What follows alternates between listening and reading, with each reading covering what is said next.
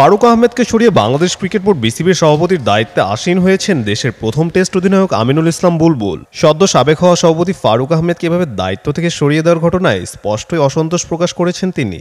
এমন এক সময় সামনে এসেছে বাংলাদেশ জাতীয় ক্রিকেট দলের সাবেক প্রধান কোচ চন্দিকা হাথুরুসিং সিংয়ের এক মন্তব্য, যা ফারুক আহমেদের মন খারাপের কারণ আরও বাড়িয়ে দিয়েছে। রাজনৈতিক পথ পরিবর্তনের পর বিসিবি সভাপতির দায়িত্ব পাওয়ার পর ফারুক আহমেদের অন্যতম আলোচিত সিদ্ধান্ত ছিল হাথুরুসিং সিংহকে কোচের পদ থেকে অপসারণ করা। সেই সিদ্ধান্তের প্রতিক্রিয়া সম্প্রতি এক গণমাধ্যমে হাথুরুসিং সিংহ বলেন, ভালো লাগছে, সত্য প্রকাশ পেয়েছে, ক্ষতি যা হওয়ার হয়ে গেছে, ওটা ফিরে আসবে না। আমার একার না, বাংলাদেশ ক্রিকেটেরও বড় ক্ষতি হয়ে গেছে। এভাবে নিজেদের ক্ষতি করা উচিত হয়নি। তবে স্বস্তির খবর হলো মানুষ অন্তত জানতে পারলো আমি অন্যায় করিনি। আমাকে যেভাবে উপস্থাপন করা হয়েছে, খলনায়ক বানানো হয়েছে, আমি ওই ধরনের মানুষ নই। দেখেন, যে আমার অন্যায়ভাবে ক্ষতি করেছে তার ক্ষতিটা করেছে প্রকৃতি। যেমন কর্ম তেমন ফল।